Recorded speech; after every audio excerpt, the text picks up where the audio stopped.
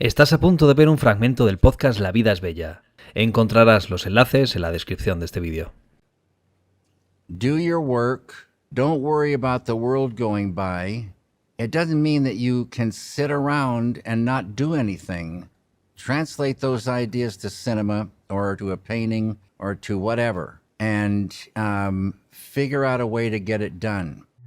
El pasado 15 de enero de 2025, el mundo del cine perdió a uno de sus más enigmáticos y creativos directores, David Lynch, quien falleció a los 78 años debido a complicaciones relacionadas con un enfisema pulmonar. Además, hoy, 20 de enero, sería su cumpleaños y cumpliría 79 añazos. Conocido por su estilo surrealista y onírico, Lynch dejó una marca imborrable en la historia del cine.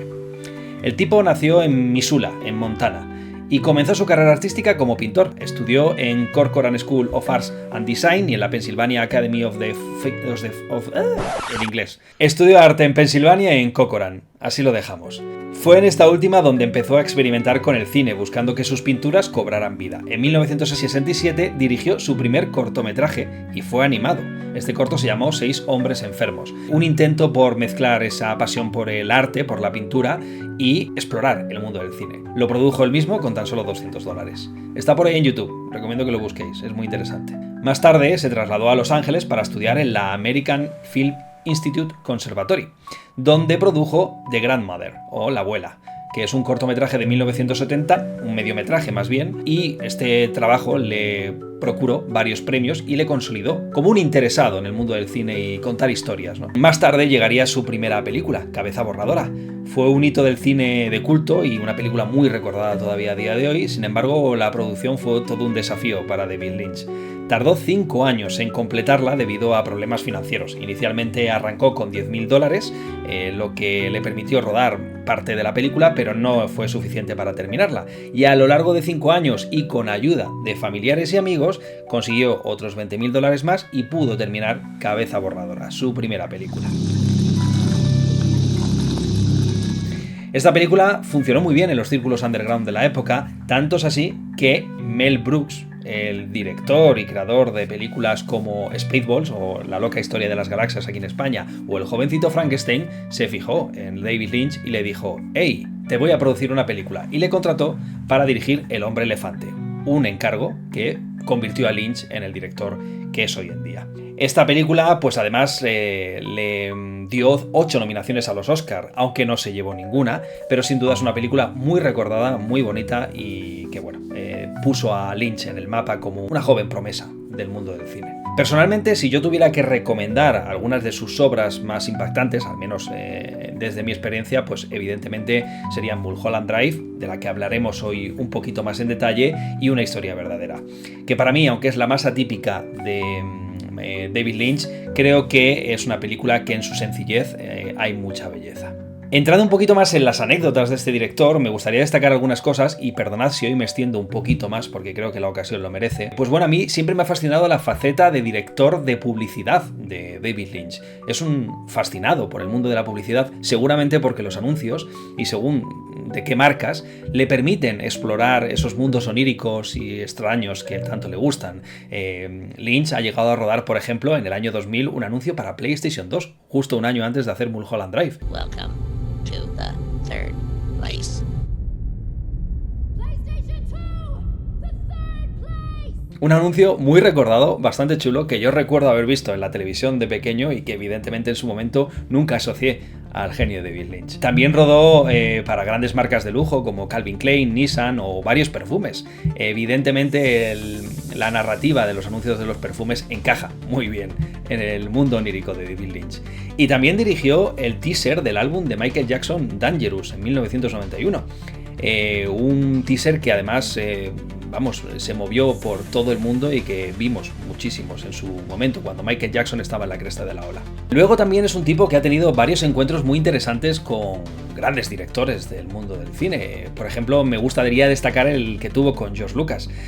Tras el éxito del Hombre Elefante, Lucas le invitó a cenar para hablar de su posibilidad de rodar El Retorno del Jedi, el episodio 6 o la tercera entrega de la trilogía original de Star Wars. Le ofreció directamente y en persona hacerla, pero aunque él aceptó gustosamente ir a comer con él y siempre, además dice en varias entrevistas que le sorprendía los lujos excesivos que tenía la vida de Lucas, él siempre ha dicho que él es un director de cine muy diferente a George Lucas y que no le interesaba lo más mínimo dirigir la tercera entrega de esta película, así que lo rechazó.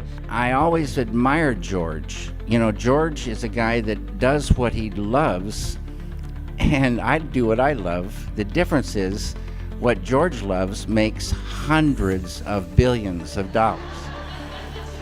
Pero curiosamente, al poco tiempo aceptó rodar Dune, que aunque Dune y Star Wars tienen ciertas diferencias, podemos decir que hay muchas similitudes entre ellas.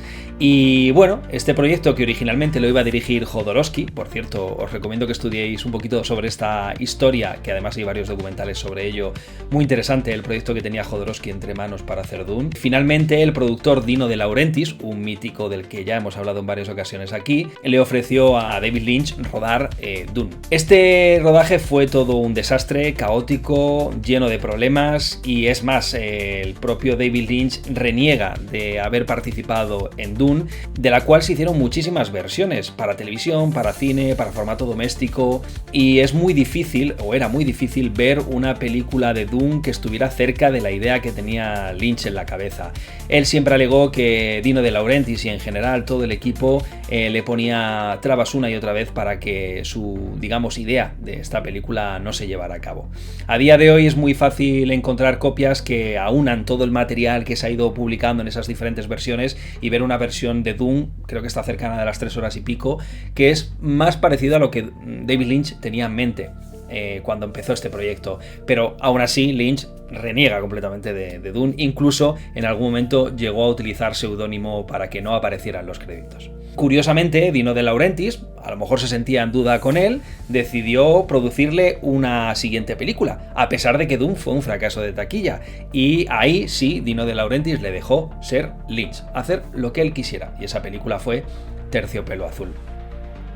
Y luego también me gusta mucho una relación más reciente, que es con Spielberg. Spielberg es un admirador de David Lynch y de la obra del director, y por eso mismo en 2022 le invitó a participar en Los Fabelman, una película un poco autobiográfica del propio Spielberg, donde aquí nuestro querido Lynch interpreta a John Ford, hace de John Ford, y es una escena bastante chula, bastante divertida. Por cierto, Lynch también tiene una faceta bastante explorada como actor. That's right. Walk over to this painting. Ya entrando en materia un poco más de Mulholland Drive, hay muchas cosas que decir curiosas de esta película, pero me gustaría detenerme en 4 de ellas. La historia de Naomi Watts con esta película a mí me parece cuanto menos sorprendente y emotiva, y es que tras la muerte de Lynch, Naomi Watts ha confesado que siempre estará eternamente agradecida por su papel en Mulholland Drive, ya que marcó un antes y un después en su carrera y alguien, en este caso Lynch, la puso en el mapa de las actrices. Y es que Naomi Watts, antes de hacer esta película, estaba en una profunda depresión porque no conseguía papeles y no se podía ganar la vida de lo que era su sueño, que era ser actriz, hasta el punto de que incluso llegó a pensar en quitarse la vida, en suicidarse. Paradójico que esta película, para los que la hayáis visto, sabéis que tiene mucha relación la historia real de Naomi Watts con lo que sucede en esta película, que trata sobre una actriz queriendo cumplir sus sueños en Los Ángeles. Por otro lado, me gustaría destacar una cosa que yo no lo sabía y ha sido preparando este programa. En la película, como sabéis, hay un personaje que es la tía de la protagonista, que dice que se ha ido a Canadá a rodar una película y deja la casa vacía para que Naomi Watts viva allí, que es donde se conoce pues con el otro personaje femenino de la película, ¿no? Lo curioso es que en el argot de Hollywood hay una expresión que se dice que cuando alguien ha muerto, algún actor, algún director, se suele decir que se ha ido a rodar una película de Canadá. Así que a lo mejor esta frase tiene mucho más de explicativo que simplemente el hecho de que la tía se fuese a rodar a Canadá. Muy curioso. Hay un personaje que aparece muy poquito en la película, que es el amante de la mujer del director, y ese hombre es Billy Ray Cyrus. Si no suena su nombre, el apellido seguramente sí, y es que efectivamente este hombre es el padre de Miley Cyrus, que fue actor y que en esta película hace un papel, pues bueno, del amante de la mujer del director. Por último, me gustaría decir, como gran curiosidad del Mulholland Drive, es que este proyecto inicialmente iba a ser una serie para la cadena ABC. Lynch venía venía del éxito arrollador de Twin Peaks, que fue una serie que marcó una época, sin lugar a dudas, y ABC quiso replicarlo con una nueva serie de misterio, un thriller, similar a Twin Peaks. Entonces le encargaron que hiciera una nueva historia, y ahí surge Mulholland Drive. Se llegó a rodar un piloto, creo que de 90 minutos, y la cadena dijo, no, esto no nos gusta, mejor que lo tires a la basura, porque no se va a hacer la serie. Lynch, que es un tipo listo, pues decidió aprovechar todo ese material, reescribir un poco el guión y aumentar un poco las páginas para acabar contando una historia completamente nueva, que fue la que terminó siendo la película de Mulholland Drive. David Lynch, aunque no sea el tipo más mainstream del mundo, sí que es verdad que es una persona que ha acumulado varias nominaciones y varios premios a lo largo de su carrera. Por ejemplo, en 2019 le dieron el Oscar honorífico, reconociendo toda su contribución al cine. Un discurso bastante curioso el que dio. Thank you for this honor, and to all the people who helped me along the road. Congratulations to the other honorees tonight, and everyone have a great night. You have a very interesting face. Good night. En su línea, como siempre. Lynch también ha sido un creador muy activo en el mundo digital en estos últimos años. En YouTube, por ejemplo, lanzó un canal donde subía 2 vídeos diarios, uno dedicado a hablar del clima que había en Los Ángeles, con frases sencillas como hace frío, hace calor, está lloviendo, y siempre al terminar el vídeo deseando un feliz día a cada una de las personas que le veían. Have a great day. Y luego, ese mismo día, subía todos los días otro vídeo, bastante más peculiar, donde salía con un bote lleno de 10 pelotas, cada una de ellas con un número del 1 al 10, y sacaba un número. Y decía, el número del día es el 4.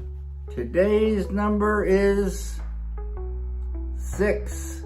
Esto sigue disponible en YouTube y lo hizo de manera ininterrumpida durante 2 años todos los días, hablando del tiempo que hacía en Los Ángeles y sacando una pelota de un tarro. Me parece maravilloso y gracias a esto y a muchos otros vídeos que Lynch subía personalmente a su canal de YouTube, alcanzó la cifra de 500.000 suscriptores. Vamos, David Lynch, youtuber. Los vídeos evidentemente generaron muchos debates en internet y además vivimos en la época de los creepypastas y si de repente un señor mayor empieza a hacer cosas raras en internet, pues ya sabéis lo que supone, un montón de gente inventándose teorías de por qué lo hace.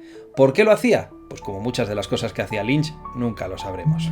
Además, también participó en el famoso Ace Bucket Challenge, en el que la gente se echaba un cubo con hielo sobre ellos. Bueno, pues Lynch lo hizo, pero de una manera más particular, porque lo llenó de café expreso.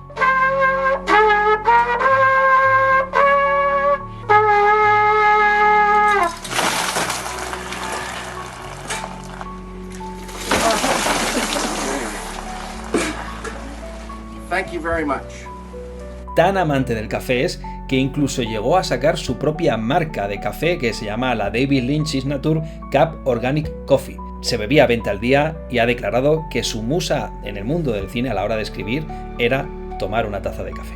Y evidentemente, como todo creador que le encanta rodar y contar historias surrealistas, pues el cortometraje también ha sido una herramienta para contar ese tipo de historias. Si de verdad queréis conocer al Lynch extraño, perturbador y chungo, ver sus cortos. Ahí sí que no hay opción a la explicación alguna. Locura máxima.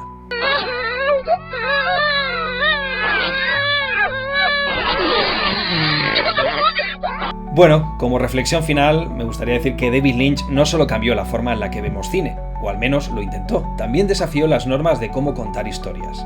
Lynch ha sido un artista en varias acepciones de la palabra, ha sido pintor, actor, músico, animador, guionista. Lynch ha creado obras que han trascendido en el imaginario cultural y ha sido elogiado y homenajeado en decenas de productos culturales como por ejemplo Los Simpson o Padre de Familia. En palabras del propio Lynch, los sueños son hermosos, no hay reglas en los sueños, y ese es el cine que quiero hacer. Nos deja un legado lleno de preguntas, imágenes imborrables y sobre todo la inspiración para soñar sin límites. David Lynch nos mostró que no hay nada de malo en perderse en un sueño, porque a veces, en esos sueños, encontramos las verdades más profundas. Que te vaya bien rodando esa película en Canadá, David Lynch. Hasta siempre.